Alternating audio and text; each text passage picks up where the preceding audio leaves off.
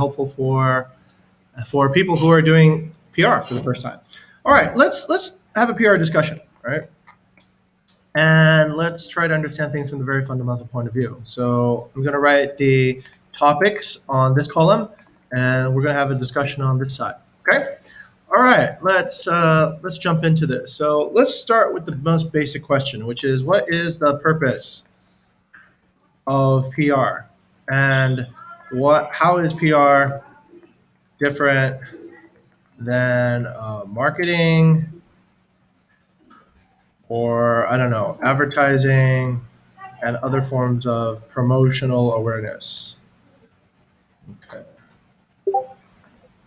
Okay, all right, let's go ahead. I'll give you access to this document too as well, so you can write on it if you please. I'll control the writing for the moment. So let's start. What do you think is the purpose of PR?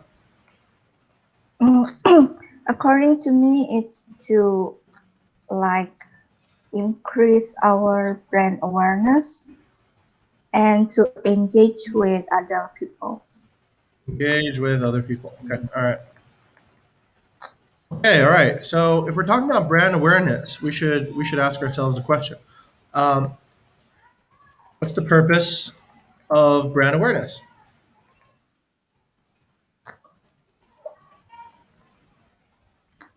Go ahead. What do you think it is, Ira? What is the purpose of brand awareness? To make sure that people know us and can increase our activities in the future. Activities in the future. Okay. Not quite, because that's like saying something is its own purpose, right? So if I ask you what's the purpose of a car, and you tell me the purpose of a car is to, let's say, move from point A to point B, it's not really the purpose of a car. That's what the car does, right? You're just describing really the attribute of what brand awareness is. So we need to refine our understanding.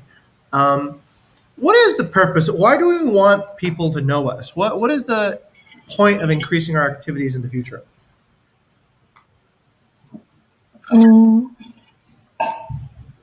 According to me, we need to increase our brand awareness, because if not, there is no one that know what we are doing, know who we are, and they didn't know what we can provide to them. Okay. Okay, good. So, okay, that sort of gets a little bit more clear to it. Who are we trying to make more brand aware? Who's our audience? It can be guests, partners, or maybe interns that want to get experience in this field. Okay, very good. Very good. All right, so we need to understand a few things about that. Let's open a document real quick and understand what communication strategy is. So in PR, can we go and make people do things? Can we say, hey, you need to do this? No. Okay, all right. So then let's ask ourselves, what are the things that we can control and not control in PR?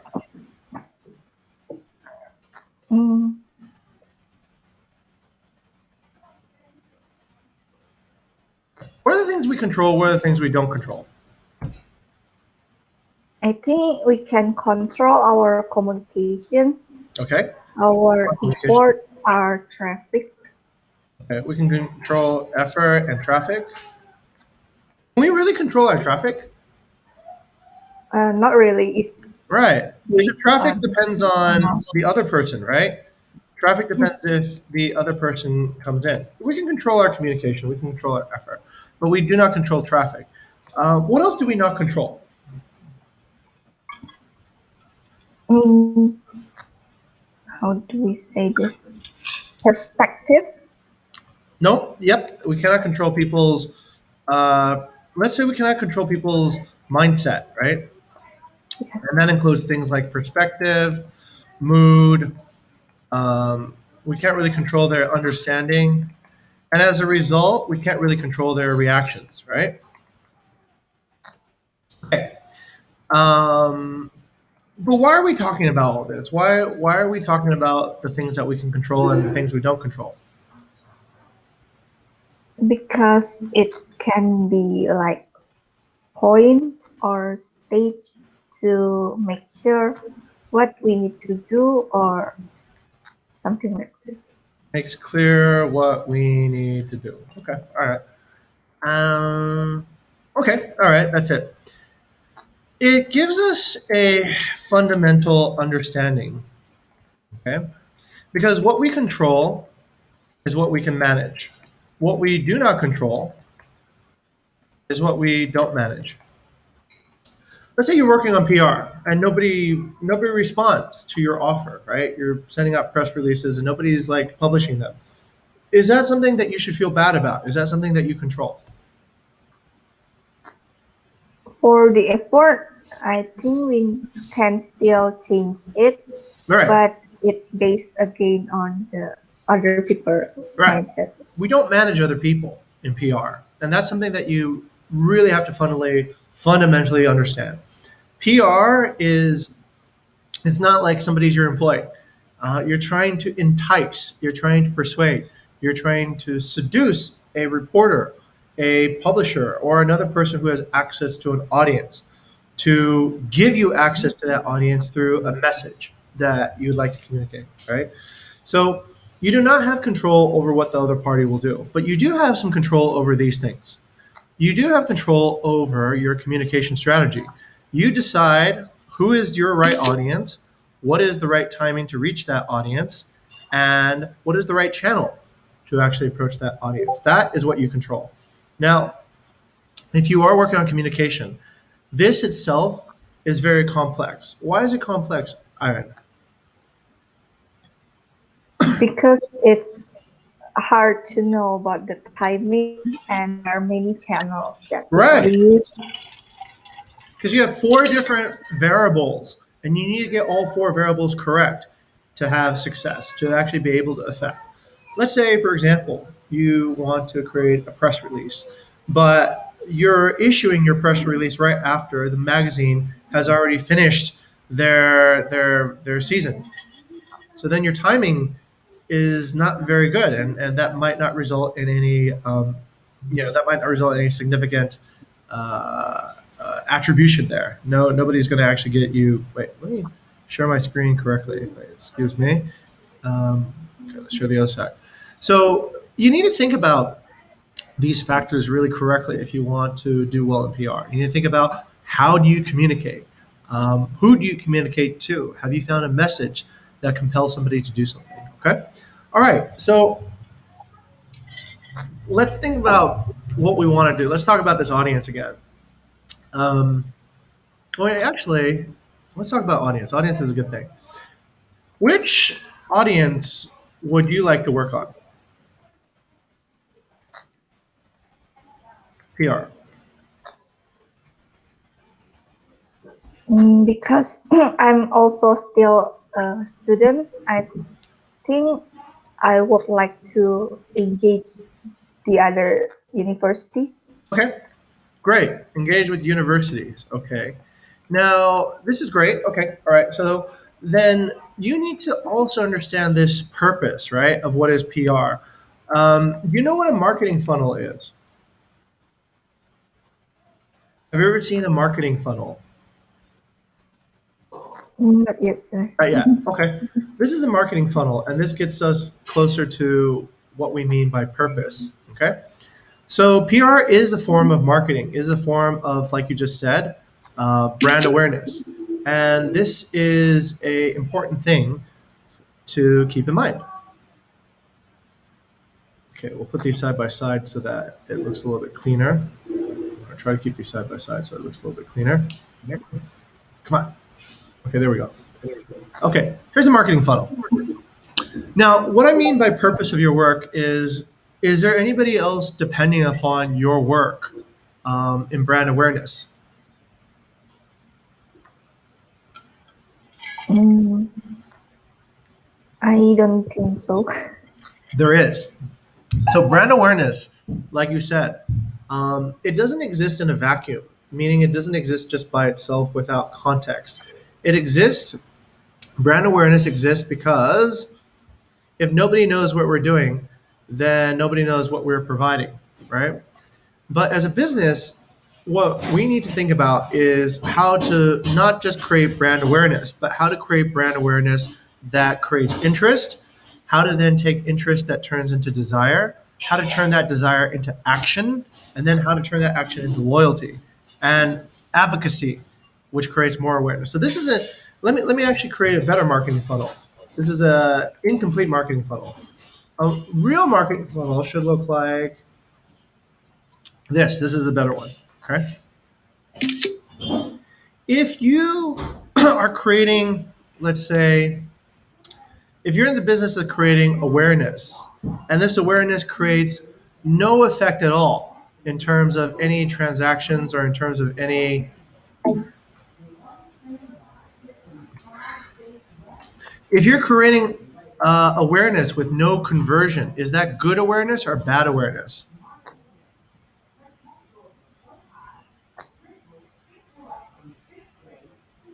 The question is Daran. What do you think about that? If you're creating awareness, but none of the awareness turns into conversion, is that good?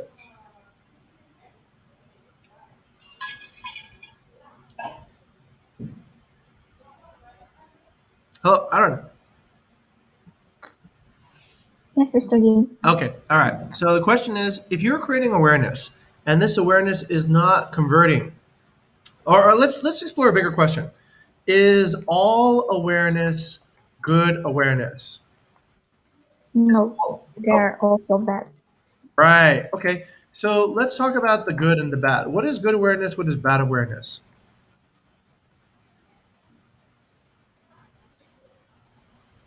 Excited with our program and like feel to like to use our services Okay, likely to use our services.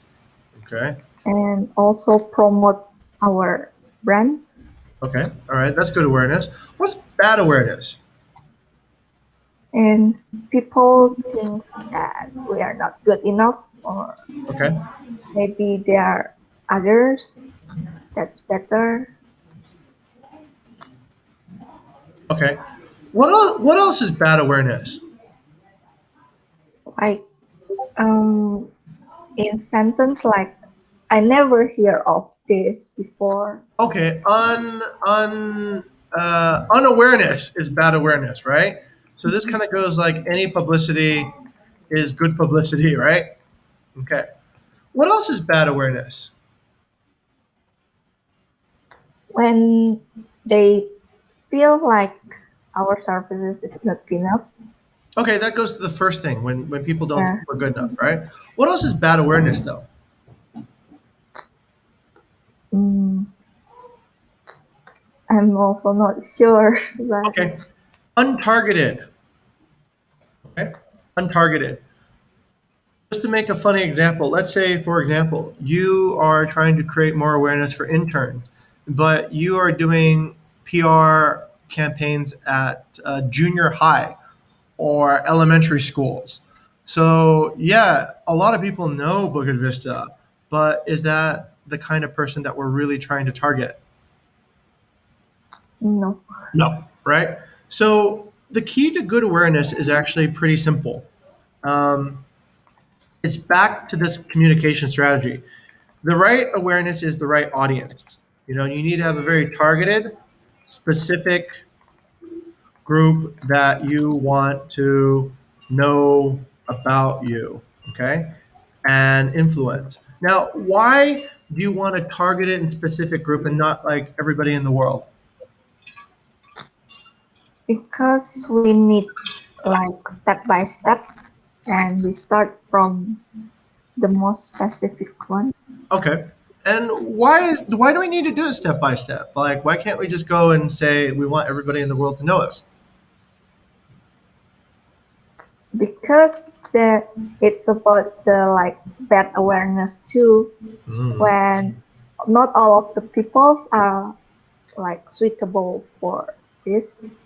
Correct. So what you're really looking for is this. You don't want to push with your own effort. This is a very important PR concept, right? So let's just go ahead and write this down. This is an important PR concept. In PR, you do not want to be the only voice supporting yourself. If you're doing that, then you are doing PR incorrectly.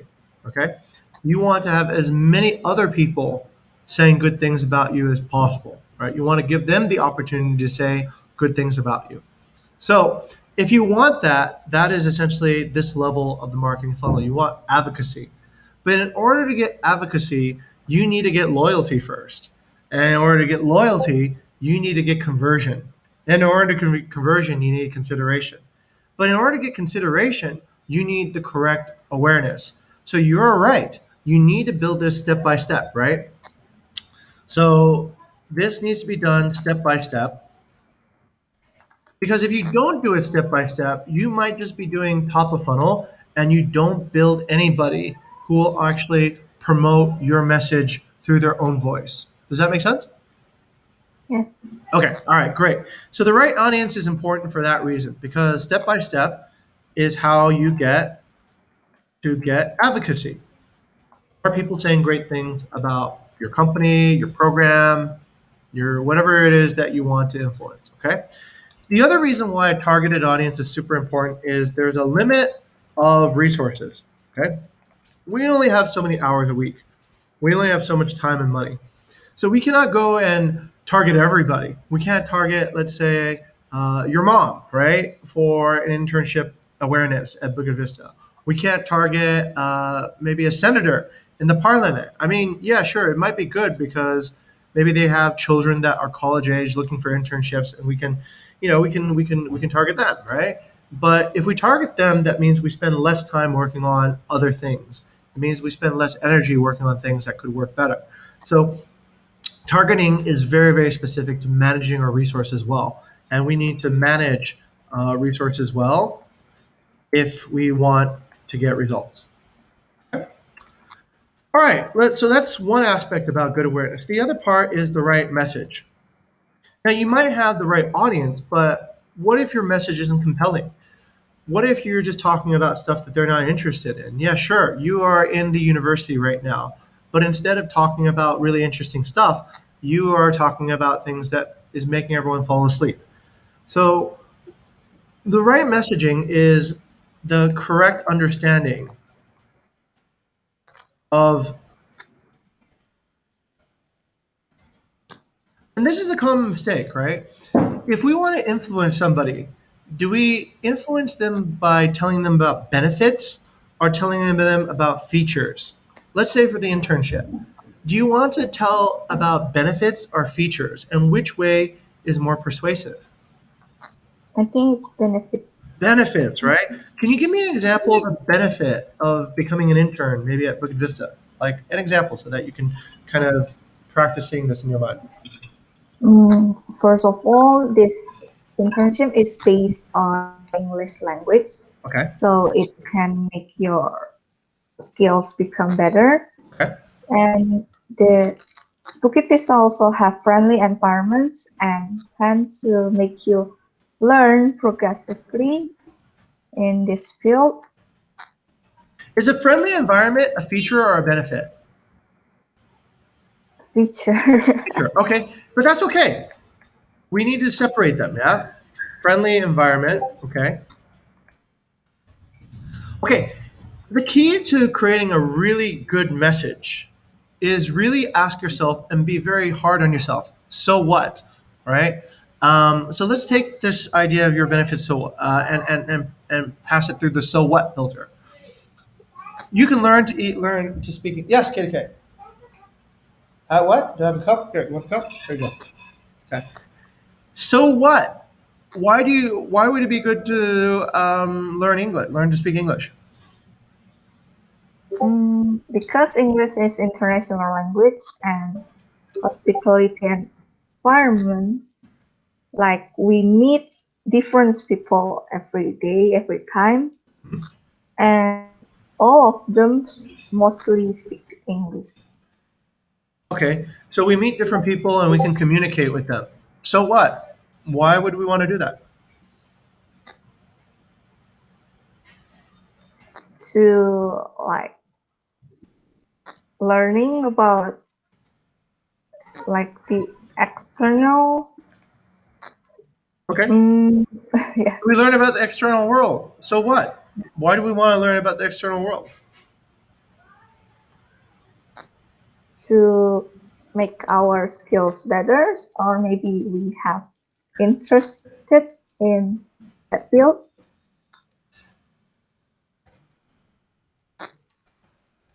So what? So why do we want better skills and make interested in a new field? So we can uh, like contribute better in our work.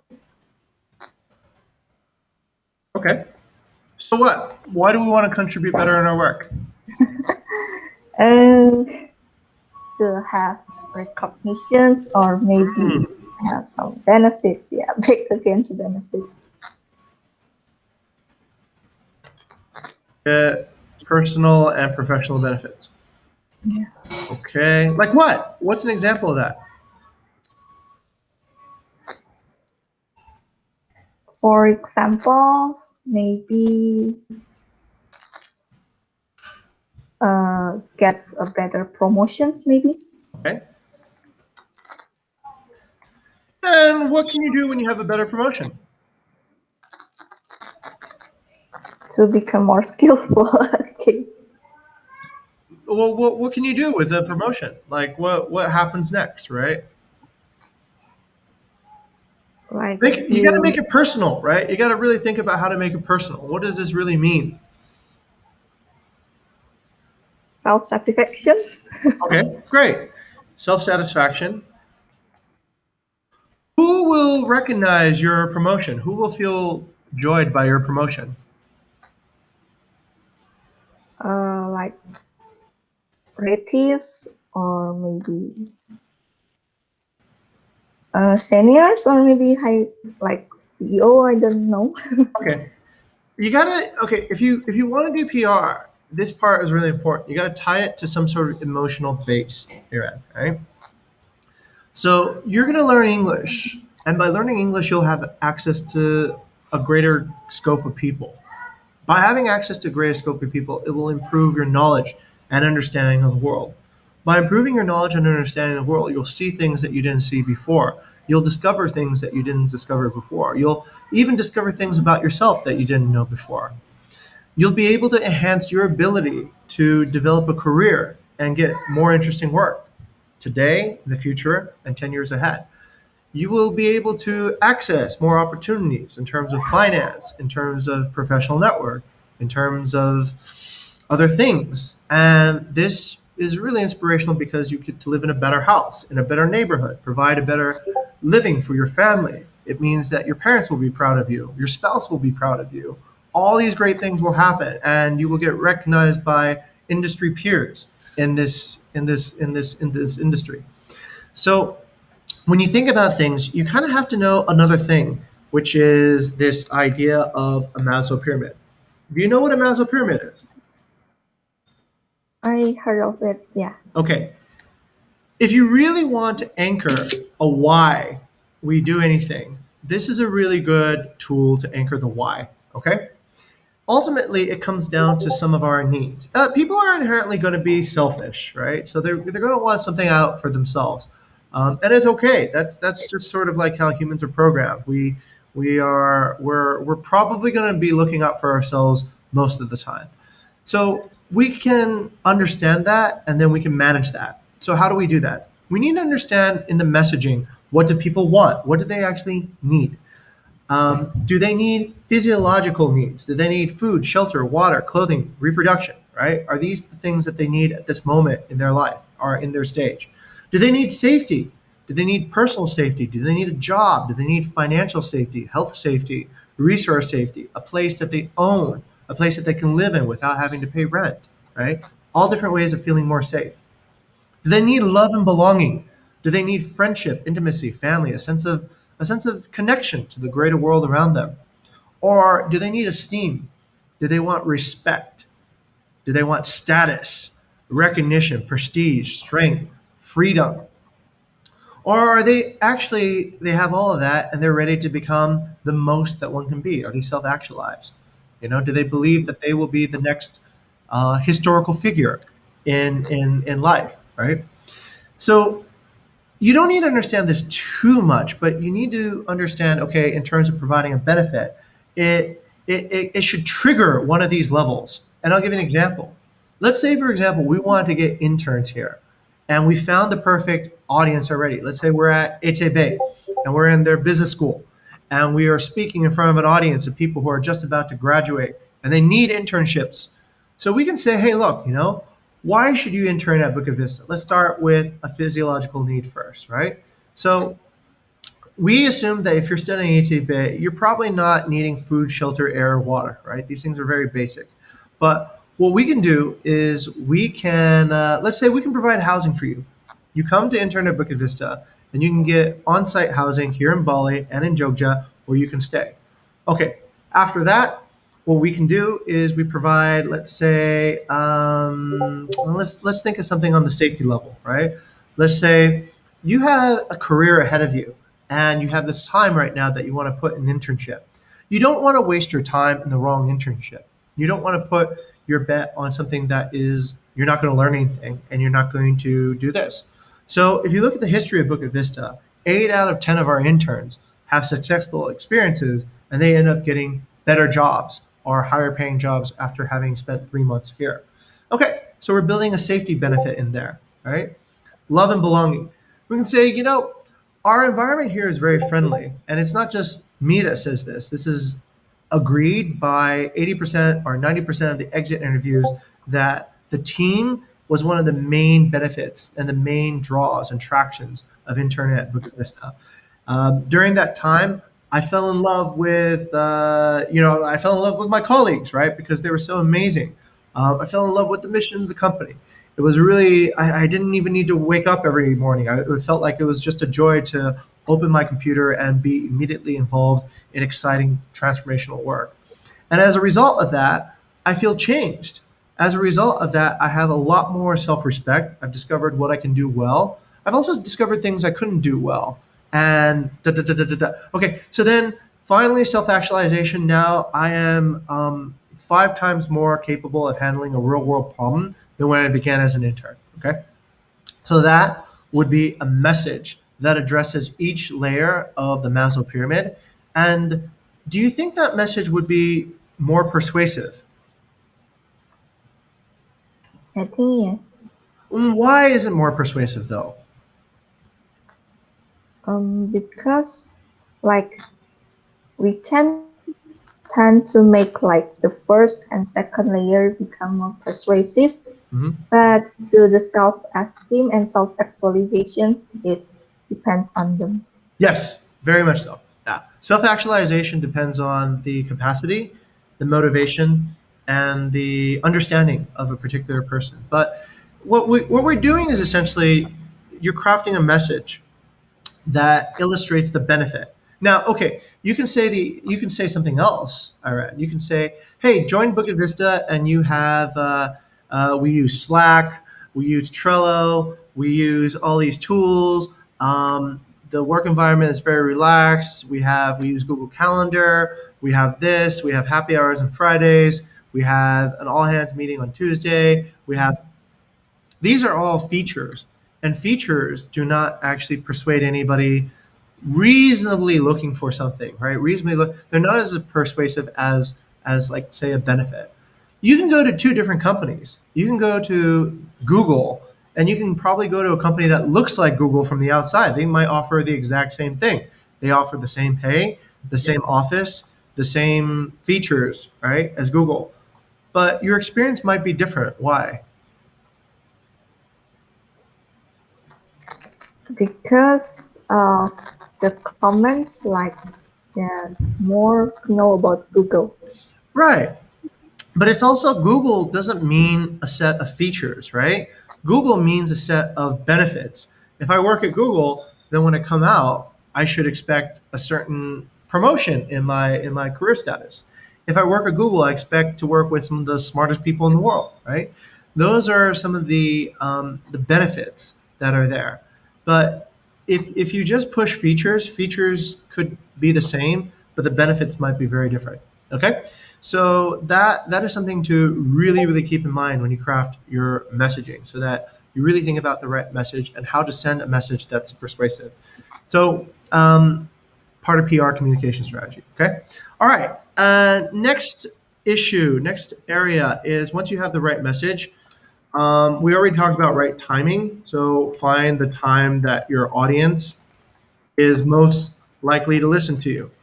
Now, if you're looking for interns, do you think that at the beginning of the semester, when everybody is just getting to school, is a good time, or at the end of the semester when people are thinking about like what to do over the summer break, or what to do after? When is a better time? It's in the end of the semester. Perhaps, right? Is it at the very end when everyone maybe has already decided an internship already? No, Right. So then you should probably correct the timing. When should, let's say, you approach an internship audience with an internship offer? mm, for now maybe it's like in March or April because like the third year semester students Yep. is mostly finds place to internship Okay. or maybe have a part-time job. Okay. So during March and April. Okay. Very good. Because March and April is right before the summer holiday, right? And so during the summer holiday, people will intern. So this is something you need to understand too. Fashion magazines, right? They all publish a lot right before major events, major fashion weeks or such, because they want everyone to see it before the event. Advertisers will advertise a lot right before major holidays like Lebaran or Christmas or Easter, because people are going to spend a lot on gifts. So you in PR need to actually also think about how to approach your timing so that you time your releases even before everyone else, because PR you cannot time precisely. You have to wait for the other side to announce, right? So you don't have direct control over the timing. You need to anticipate a little bit earlier so that by the time they consider and decide, you still have the right time. Okay, very good. The last thing you need to understand is the right channel. Now, if you try to approach, you're Gen Z, is that correct, Aaron? Yes, Okay. All right. When is the last time that you opened up the phone app on your handphone and called somebody using a phone call? I don't remember that. Right. It's almost invisible, right? The phone app is almost like the fax. It's almost like something that doesn't even exist anymore. So the right channel to approach Gen Z, would that be a phone call? No, it's Okay. more like free application, Okay. So it's more like what? like free applications like social media. Ah, okay. Social media apps. Okay. Is a better way. Is not the best way. Okay. What about, let's say, a baby boomer? Is a baby boomer going to be on TikTok? Yeah, Are, are they going to be on TikTok? mostly yes. Are you sure? Is your mom on TikTok? Is your grandma on Um, TikTok? well, baby boomer. Oh my God, I'm sorry. Yeah. No, they are more like WhatsApp Okay. And there maybe like the more WhatsApp, right? Or maybe a phone and call even. Facebook. Yeah. Maybe even a fax or an email, right? Okay. So, depending upon your audience, and when you work with universities, you're going to be working with two different audiences, right? Sometimes you work with students, and sometimes you work with the administrators, and they're in different generations. And so they want to be communicated with in different channels. And that is important to understand the difference and the way that people communicate. Okay? So, these are the basics of communication strategy. And this is it. This is pretty much all you do in PR. You just think about who's the right audience I should actually go for? What's the message that they need to hear? When's the best time to reach them? And how is the best way to reach them? When you master this, then you do really well. You get published in magazines all the time. You have very interesting content that the reporters want to say, and you get lots of awareness. Okay, if you don't do it very well, then it's always very clumsy. You might have the right audience, but you don't motivate them with the right message, or your timing is off, or you've chosen to phone call a Gen Z or TikTok, a baby boomer, right? So this is your base. Um, this is your structural understanding of what is going on through the process. So your strategy needs to be also implemented through your roadmap. You need to understand, okay, there are going to be other people who depend upon my work, and my wins depends on how often they win. If I bring in awareness that does not result in consideration, that is not a win. That is a loss. If I bring in a lot of awareness that does not result in conversion, that is not a win either. That is a loss. If I bring in a lot of awareness that never results in any advocacy, well, it's okay, but it's not great either. Ideally, you should bring in awareness that results in, yeah, I love it. I will talk about this all the time on my own without you even prompting me. So that's the best kind, because that is the ultimate purpose of PR, to get people to talk about you through their own voice. Okay? All right. Does that make sense?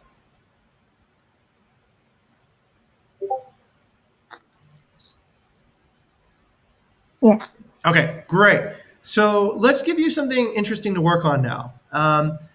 As you probably understand, today Cynthia will be resigning. So her segment of the HR program was actually PR, which was up here, how to raise awareness.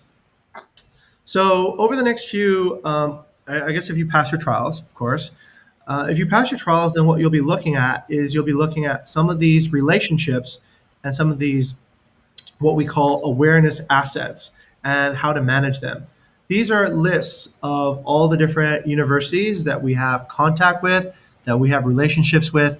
And so, as part of PR, your mission will be to maintain and direct these universities with programs. We have internship offers, we have full time job offers, we have leadership programs. We might be doing some career development things like hackathons, whatever, e-talks. These are all different ways that we can engage and promote awareness for the universities, for students, and also for Bukit Vista.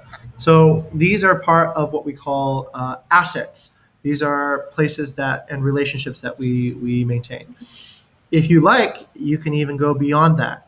Currently, we do not have any media partners. There's no media partners, either Instagram influencers or traditional media partners that echo our voice. You can explore that as maybe part of your research here, as part of your projects here. What kind of media partners can you successfully bring in and get them to speak about Bukit Vista in a positive way? Okay. All right. So, Aaron, this is the basics of communication. So, what you should sort of understand after this discussion is you should understand essentially where the focus of PR needs to be. All right. You should understand what you can control. And then let's see how much time we have. Okay, we still got a few minutes. One last thing is this, right? So now you know the things that you control, okay? You know that you control, let's say, audience, timing, message, and channel.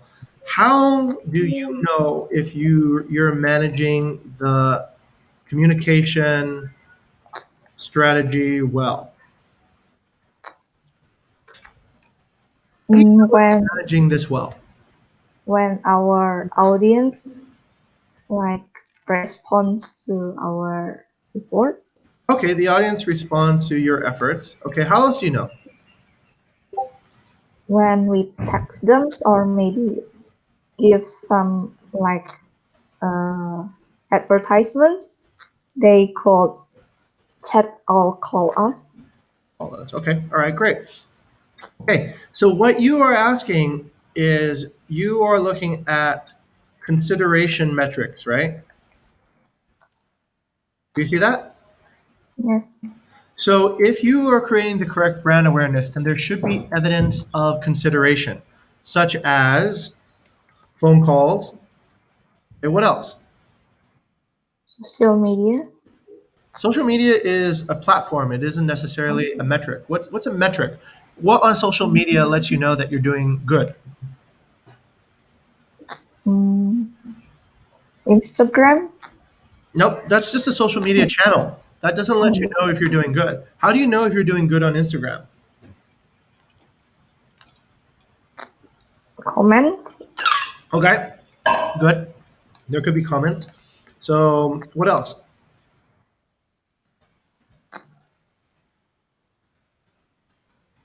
Or maybe tag in stories. Pack in stories. Oh, tagged in stories. Yeah. Okay. Very good. So tagged. Okay. All right. All right.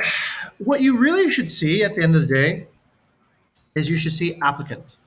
Okay. That's how you know people are considering your particular awareness. If you're telling everybody in the world, hey, Bukit Vista is a great place to become an intern, these are the 5 benefits, and these are the 5 reasons that anybody who's rational and sane should consider interning here, right?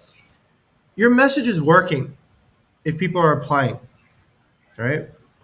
Or maybe before they apply, visitors that they're actually visiting. Maybe they're visiting your website, maybe they're visiting your social media channels, maybe they're getting your phone calls, right?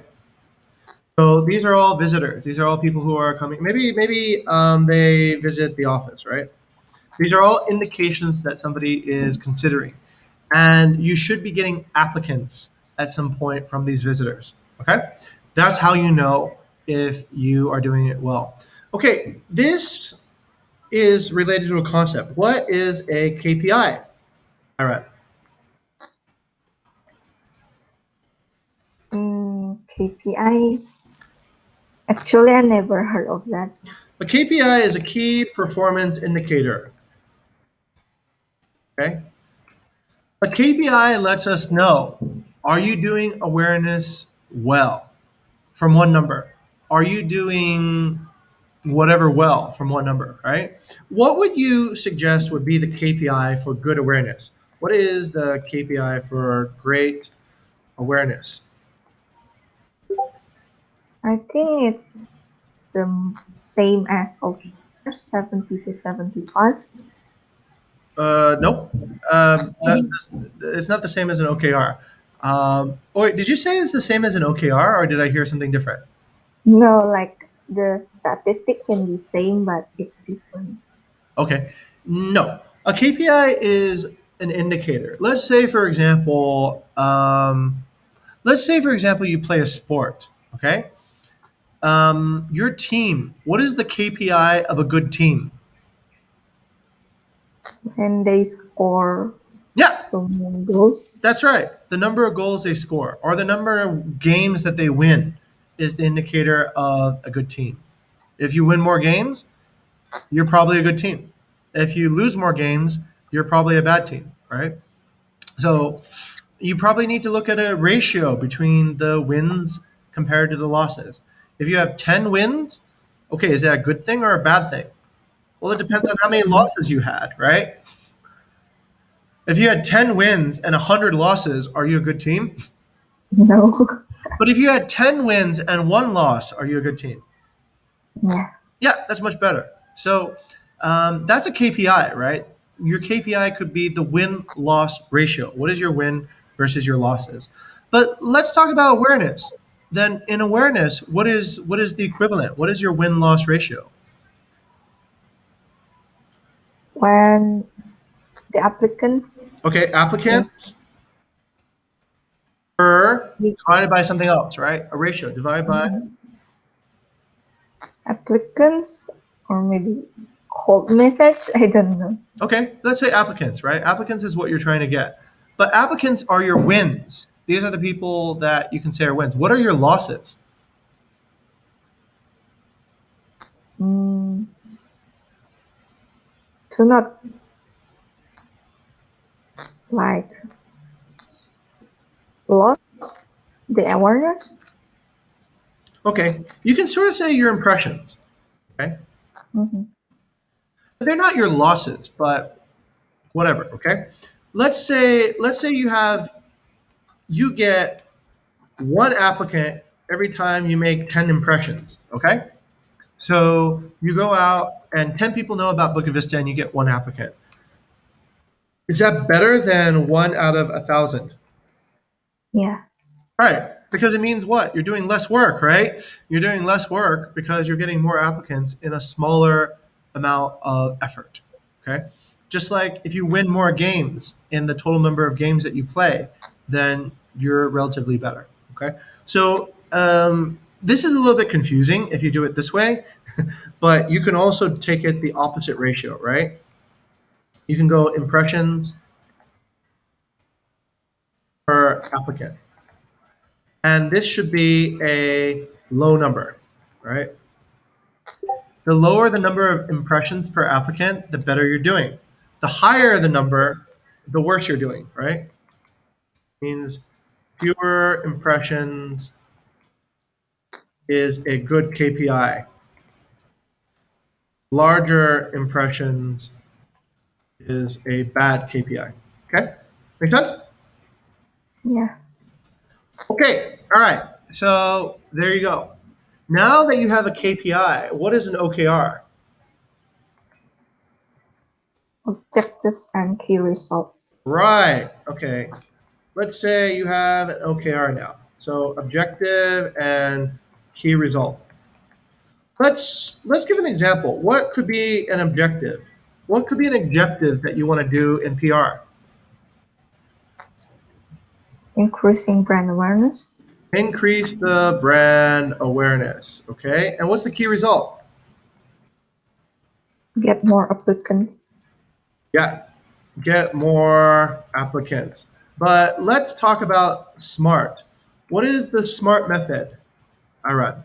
Specific, measurable, and awareness, assertiveness, Okay. and I kind of forget the R and Okay, T. let's attainable, relevant, and time Yeah. based. Okay, attainable, relevant, and time based. So attainable, relevant, time based. Now, is your key result SMART? Not It is not SMART. Why is it not SMART? because we don't know how many applicants that we want to get. Right. If you're going to talk about more, then you need to know about what it is today, right? So if I'm going to say, I'm going to get you more than you have now, well, you need to know how much do I have now, right? So that is not specific. What we should say is you could say increase the applicants from X to Y, yeah? Like I increase the applicants from 100 to 200, okay? But then that's a little bit weird because what's missing now? Say this is our first iteration, okay? Is that perfect or do we need a second iteration too?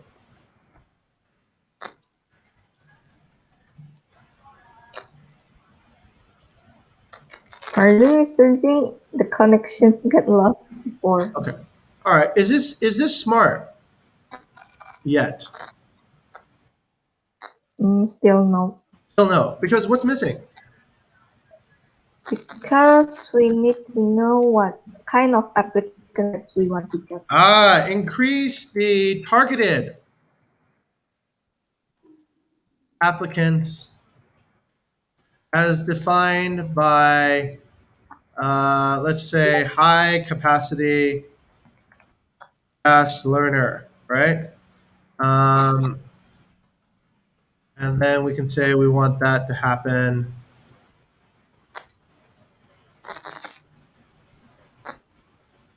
from X to Y, yeah? Let's say we put in some qualities that we want in the targeted applicants, okay? All right, so it's more specific. Is that finished yet? Is that a perfect smart OKR? No, because we need to increase before the deadline, the time Right. deadline. We do not have a time, right? So we need to think about what is the timing. Okay. Increase the targeted applicants from ETSA before May 15th, right? 2021. 6 p.m. Weekend, right? Okay. Now, does that look like more like a smart OKR? Yeah, it's more specific. Okay, but let's remember one thing. The applicant, is this a rate or a total number? Does that make sense? Is the applicant a rate or is it a total number? A total number. No, it's a Mhm. rate, right? Because no matter what you do, let's say, for example, every day people are applying, no matter what, right? Because people will apply anyway. So let's say I put you on this, and you say you're gonna move from 200 applicants to 300 applicants. I go, you know what, Aaron, that's gonna happen anyways, right? Because every day we get 20 applicants. So whether or not you do anything or nothing at all, we're going to get 300 applicants. So it cannot be the absolute number. But if you tell me I'm going to improve things, I'm going to innovate, I'm going to make things better, then where should I see the difference? I shouldn't see the difference in the absolute number, but I should see the difference in. The rate. Right. Okay, so let's go to the fourth iteration, right? The applicant rate. Okay. Let's say your applicant rate is 20 apps a day, and you're going to move it to 30 apps a day, right? Before May 5th. Okay. Now, is this OKR smart?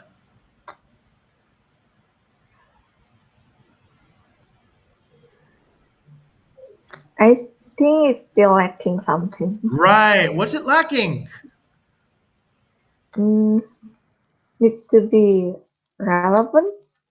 It is relevant, right? Because applicants are very relevant to understanding if you create the correct brand awareness. That's very relevant. Like if you said, "Oh, my brand awareness," and I'm gonna measure the number of times that somebody spoke about, I don't know, hashtag Bukit Vista or something on TikTok. That's not very relevant, right? Or if you measure, I'm going to measure how many times some obscure Russian social media platform mentions Bukit Vista. It's not relevant. It's not the key audience we want to deal with, right? So we've made it relevant by calling it the targeted applicant. So we're targeting a specific applicant, right? So this is very relevant. But there's one thing we have not checked. What is that? Attainable. Yes, correct. You have not asked the question, is this even possible? Right? Do I have the resources to do this? Let's say you estimate, and in order to create that, you would need $5,000 in 500 hours, right? So then you go, uh-oh, it's not attainable then, right? So then you need to adjust it to be whatever it is. Let's say after you look at it, it's like, this costs $5,000 in 500 hours. I only have $500 and 50 hours. So then what do you need to do? Reduce it to become attainable. Right. You probably should reduce it to become more attainable. And you could probably do this, right? Say, based on what the resources I have, this is what I estimate I can do, right? I can probably bring it up to 22 applicants per day. Okay. Now you have a smart method. Okay. And that's how you create a good OKR. Does that make sense? Yes. Okay. So now, do you feel empowered now strategically to manage all kinds of PR situations now? I think I already get the ideas. Okay, perfect. All right, so that's pretty much it. I'm going to stop the recording here, and hopefully, this recording will be useful for yourself, but also for whoever maybe follows in your footsteps to understand basically how to organize strategically PR. Okay, so what I'm going to do now, PR strategy discussion, is I strategy discussion. I'll label this for HR. Okay, so I'll label this and I'll put this in the library, and I'll put this up here. I'll put it as awareness strategy, and okay, I'll put this thing over here.